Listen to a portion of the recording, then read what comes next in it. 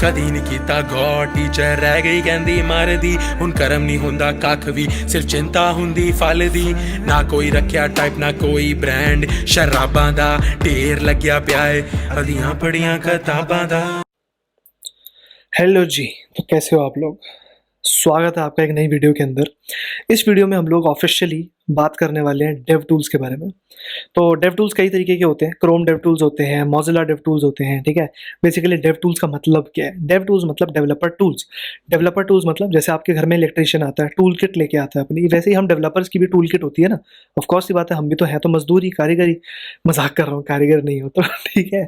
तो बेसिकली ये तुम्हारी एक डेव टूल होती है। तुम राइट क्लिक करोगे ना, इंस्पेक्ट एलिमेंट करोगे तो तुम्हारे ये ऐसे करके पूरा पोर्टल खुल जाएगा। मेरे को वैसे मैं नॉर्मली ना मोजिला यूज़ करता हूँ एक्चुअली। मेरे मैक पर ना क्रोम इतना ढंग से चलता नहीं है, लेकिन क्रोम डेव टूल्स ना जब मेरे को कुछ एकदम हाई क्लास टेस्टिंग करनी होती है ना, तो मैं क्रोम डेव टूल्स यूज़ करता हूँ। भाई क्रोम डेव टूल्स से मज़ा आ जाता है।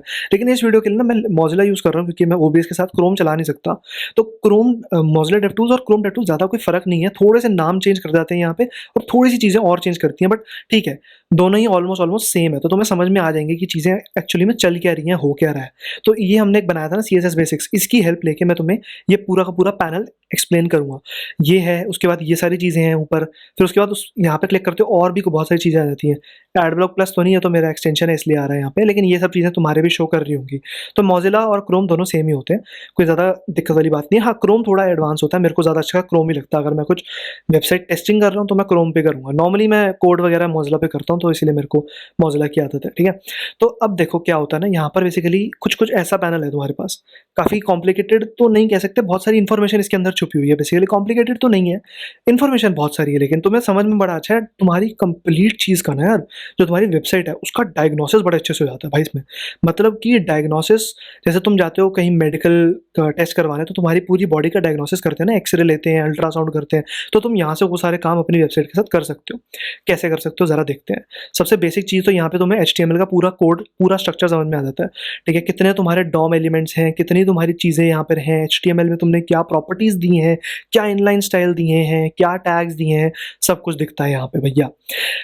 बात ये होती है, अब जैसे अब मैंने डॉम एलिमेंट्स की बात की, कितने डॉम एलिमेंट्स, तो ये बहुत इंपॉर्टेंट चीज़ होती है क्योंकि तुम्हारा एसईओ काउंट होता है इसके अंदर।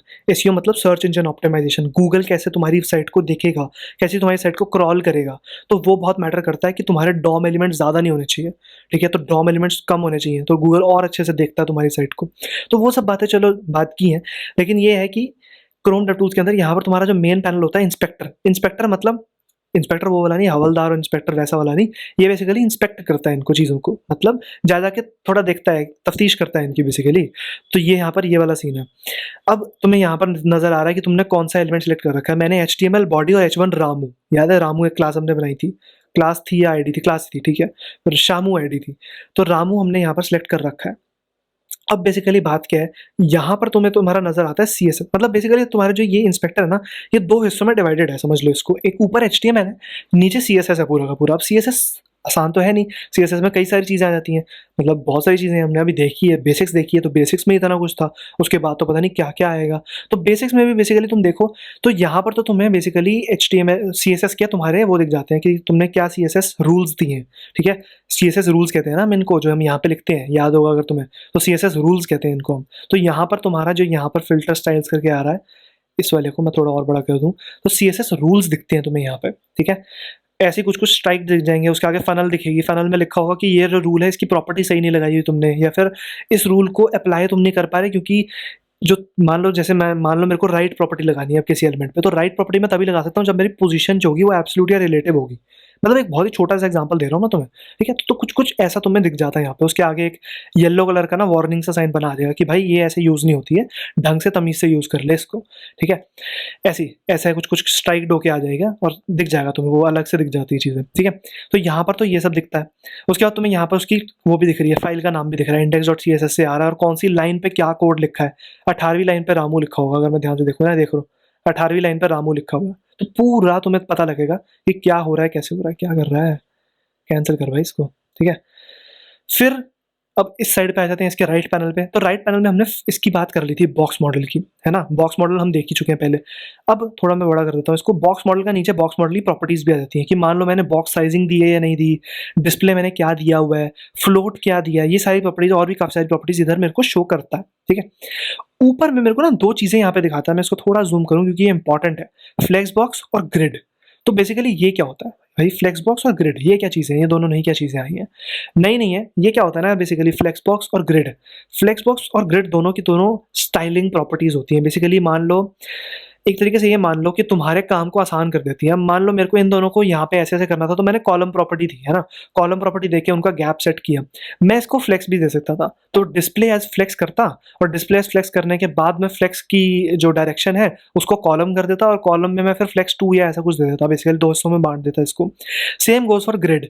ग्रिड के अंदर भी हम डिस्प्ले एज ग्रिड देते हैं, फिर उसके बाद ग्रिड गैप डिफाइन करते हैं, और ग्रिड की हम क्या कहते हैं उसको, ग्रिड को हम 2FR और 1FR के अंदर या फिर जो भी मतलब फ्रैक्शंस के अंदर हम उसको डिस्ट्रीब्यूट कर देते हैं ग्रिड को, ठीक है। तो अलग से प्रॉपर्टीज इसकी सारी काफ़ी सारी आती हैं, और अपने आप में बहुत वास्ट चीज़ें हैं फ्लेक्स बॉक्स और CSS ग्रिड। तो दोनों को समझना बहुत इंपॉर्टेंट है, और हम इसके ऊपर यार मेरे ख्याल से मैं तो शायद पूरी सीरीज करने वाला हूँ CSS ग्रिड और फ्लेक्स बॉक्स के ऊपर, दोनों के ऊपर डिफरेंट डिफरेंट अलग से सीरीज आएंगी, 10-10 12-12 वीडियोस दोनों के अंदर होंगी, ठीक है। तो ये वाला तो यहाँ पे ये पूरा काम डन हो गया। अब इसके बाद कंप्यूटर के अंदर भी कुछ दिखा नहीं रहा, अच्छा दिखा रहा है। तो ऐसे कंप्यूट हो रही हैं तुम्हारी चीज़ें। जैसे मान लो बैकग्राउंड कलर है, तो बैकग्राउंड कलर को अगर मैं खोलूंगा तो उसके अंदर एक्चुअली में चल क्या रहा है, H1 स्लेट ग्रे उसने कलर लगाया है उसके ऊपर, तो कंप्यूट होके वो मेरे पास RGB की वैल्यूज दे रहा है मेरे को यहाँ पे। कैसे दे रहा है, क्या दे रहा है, वो तुम पूरा का पूरा यहाँ पे देख सकते हो, ठीक है। चेंजेस में मैं आज तक गया नहीं, चेंजेस मेरे को पता भी नहीं और यूज़ भी नहीं होता इतना। फॉन्ट्स के अंदर तुमने जो भी फॉन्ट लोड किए होंगे, जैसे मैंने यहाँ पे एरियल फॉन्ट लोड कर रखा है, तो मेरे को फॉन्ट यूज़ दिखा रहा है एरियल है। उसके बाद मैं साइज़ इसको यहाँ से डिफाइन कर सकता हूँ कि मेरे को कितना साइज़ चाहिए, उसके हिसाब से वो चेंज कर देगा।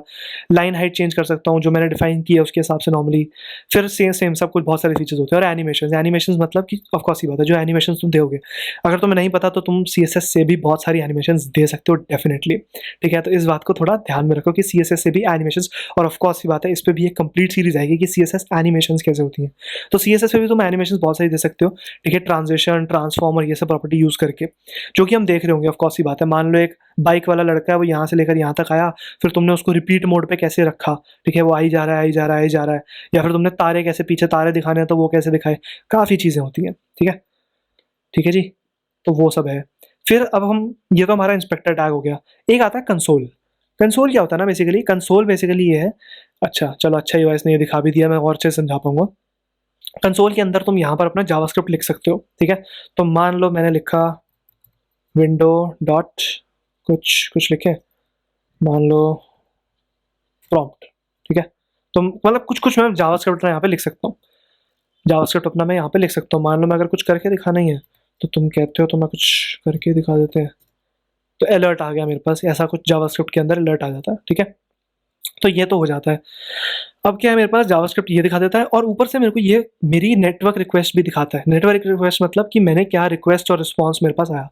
थोड़ा सा ज़्यादा इन डेप्थ हो जाएगा, ठीक है। अगर तुम थोड़ा सा इन डेप्थ सहन कर सकते हो तो देख लेना इस वीडियो को आगे, मैं बता तो मैं रहा ही हूँ कि होता क्या है बेसिकली, ठीक है। नेटवर्क रिक्वेस्ट क्या होती हैं और सब चीज़ें क्या होती हैं, ठीक है। हम इतना डीप में नहीं बात कर रहे होंगे, क्योंकि ऑफकोर्स ही बात है, ये कोई फ्रंट एंड बैक एंड अभी मैंने तुम्हें बताया नहीं है कैसे डिफरेंशिएट होते हैं। अभी हम बेसिक्स की चीज़ में बात कर रहे हैं, बट ठीक है, डेव टूल समझने के लिए तुम्हें थोड़ा समझना चाहिए कि रिक्वेस्ट क्या होती हैं, HTTP कैसे काम करता है। तो बेसिकली तुम जो भी रिक्वेस्ट भेजते हो, जो उसका रिस्पॉन्स आता है वो तुम्हें यहाँ पर वो दिखा देता है। तो फिर तुम यहाँ पर जाकर के अंदर ये देख सकते हो कि क्या रिस्पॉन्स है, रिक्वेस्ट क्या थी, क्या रिस्पॉन्स आया, और फिर क्या टाइमिंग, कितना टाइम लगा उस रिस्पॉन्स को आने में, और फिर बाकी और भी जो चीज़ें हैं, स्टैक ट्रेस और ये सब चीज़ें। रिस्पॉन्स के साथ पेलोड क्या आया, ठीक है, तो ऐसा एरर आ रहा है मेरे पास, ये वो।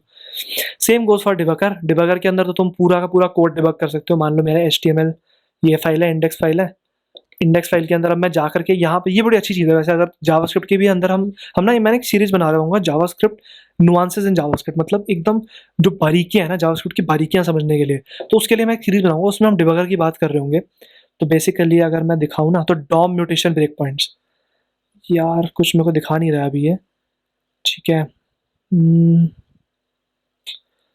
वॉच एक्सप्रेशंस, तो ठीक है, अगर मैं इसको कोड को एग्जीक्यूट करूँ कहीं से, ठीक है, तो तुम समझ जाना, मतलब इसका यही है कि बेसिकली तुम अपने जावास्क्रिप्ट कोड को या एचटीएमएल कोड को डिबग कर सकते हो। अच्छा, जावास्क्रिप्ट तो है ही नहीं ना, ओके, सॉरी, वही मैं सोचूँ कि ये दिखा क्यों नहीं रहा अभी, तो ये दिखा इसलिए नहीं रहा भाई, जावास्क्रिप्ट अभी है नहीं, और बाकी एचटीएमएल कोड को तो क्या यहाँ पे एग्जीक्यूटेड है ही है। जावास्क्रिप्ट कोड होता है ना, तो यहाँ पे बहुत सारी चीज़ें आ जाती हैं, स्कोप और ये पता नहीं क्या-क्या दिखाने लग जाता है, वहाँ पे बड़ा मस्त सा सीन बनता है, ठीक है? फिर मेरे पास है नेटवर्क, तो नेटवर्क के अंदर तो नेटवर्क रिक्वेस्ट हैं, तो ये जब मैं देखना अभी क्या होगा, पेज ना मैं रीलोड कर रहा हूँ, अभी देखना क्या होगा, मज़े आएँगे।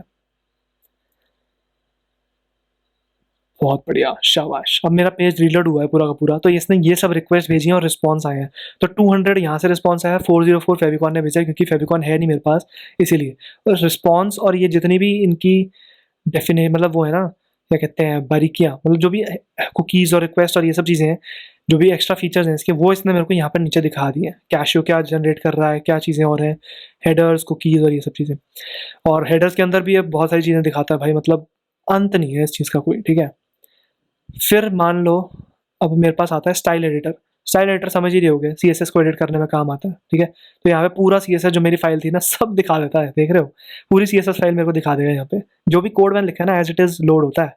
फिर परफॉर्मेंस, परफॉर्मेंस बेसिकली तुम्हारा ये लाइट हाउस कहते हैं शायद इसको, क्रोम में अगर तुम देखोगे ना तो लाइट हाउस होता है इसका नाम।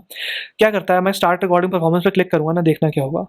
ये बेसिकली पूरी की पूरी साइट को दोबारा से लोड करता है और मेरे को दिखाता है कि मेरी साइट परफॉर्म कैसी कर रही है। लाइट हाउस टेस्टिंग हम कहते हैं क्रोम में, मैंने मोस्टली क्रोम में किया है, मैंने कभी मोज़िला में किया नहीं इसको। स्टॉप रिकॉर्डिंग करते हैं इसको।